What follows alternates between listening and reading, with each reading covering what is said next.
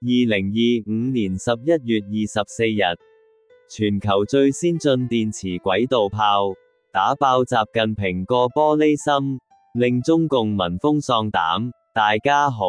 我係易經人。大家可能未必會留意到呢單新聞。11月11日，日本防衛裝備廳喺佢哋嘅年度防衛科技研討會上，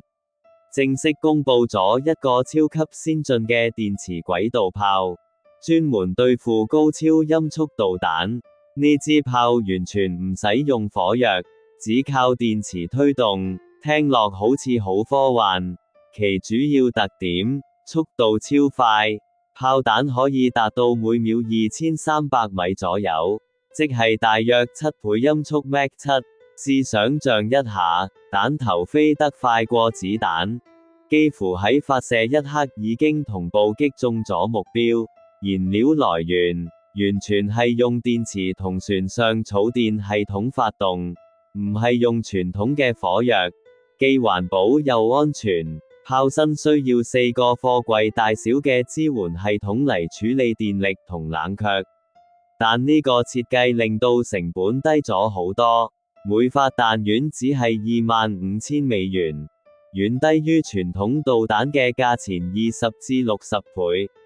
炮彈設計，發射嘅係金屬彈丸，形狀似箭頭，有其翼可以穩定炮彈嘅飛行。其炮管嘅耐用度可以超過200次嘅發射，唔使頻頻換管。作戰能力，呢支軌道炮已經喺船上測試成功咗，並且可以精準地命中目標船隻，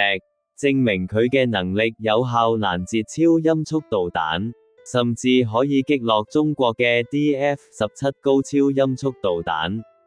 其射程可達185公里。反應時間亦超快，呢項技術喺今年9月已經開始喺船上測試成功。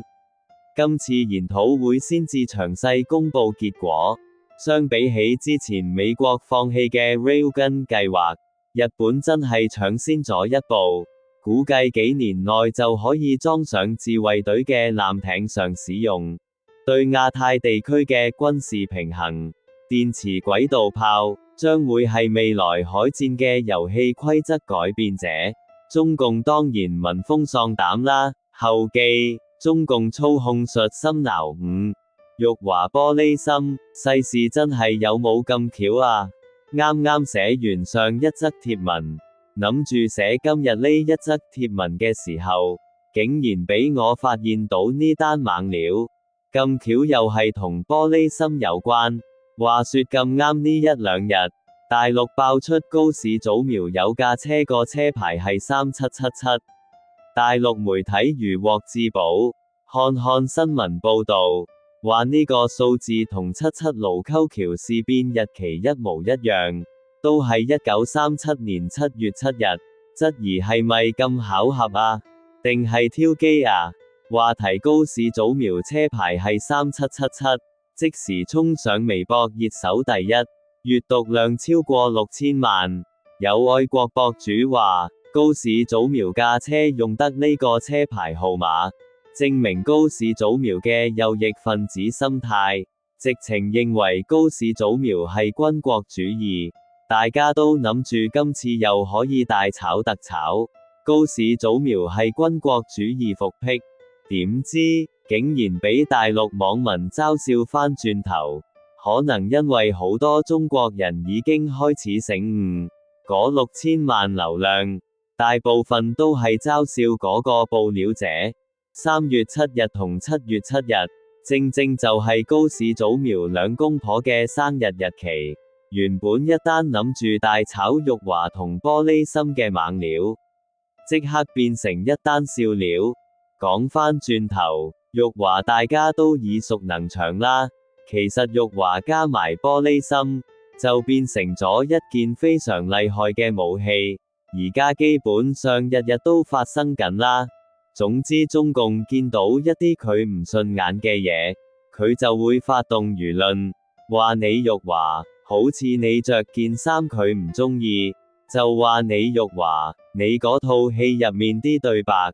佢唔鍾意又話你辱華。就算一個廣告上用咗一個亞洲面孔嘅模特兒，佢唔鍾意佢又可以話你辱華，動不動就會用中共官方嘅實力去打壓以上嘅人同事物，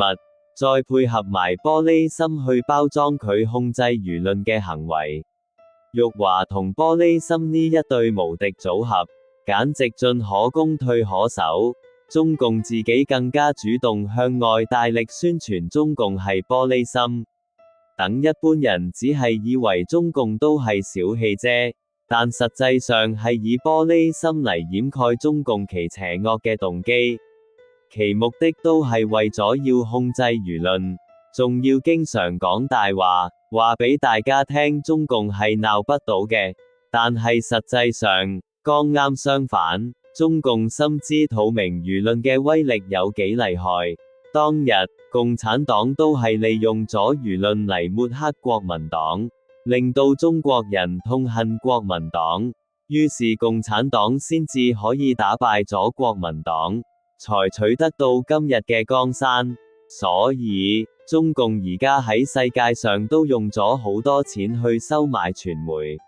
使生活上每一個環節，中共都可以牢牢緊握着輿論嘅主導權，大家經常見到嘅五毛，都係喺咁嘅情況之下誕生，因為大部分人已經中咗中共嘅操控術，自己都唔知，所以每次中共走出嚟鬧人辱華嘅時候，啲人又係會自己埋位，幫手話中共係玻璃心啫，原本諗住又可以笑下中共。結果，將一件非常邪惡要控制輿論自由嘅武器，將其邪惡嘅程度降到最低，等於合理化咗佢呢件武器，佢都係玻璃心啫，係咁小氣㗎啦，咁中共又再一次成功咗啦，佢又可以控制全世界人嘅言論自由啦，中共又可以繼續保住佢嘅江山啦。呢段片，我係好俾心機做㗎，若果你喜歡嘅話，可以俾少少鼓勵我，點讚留言分享及訂閱易經人頻道啦，我係易經人，多謝大家。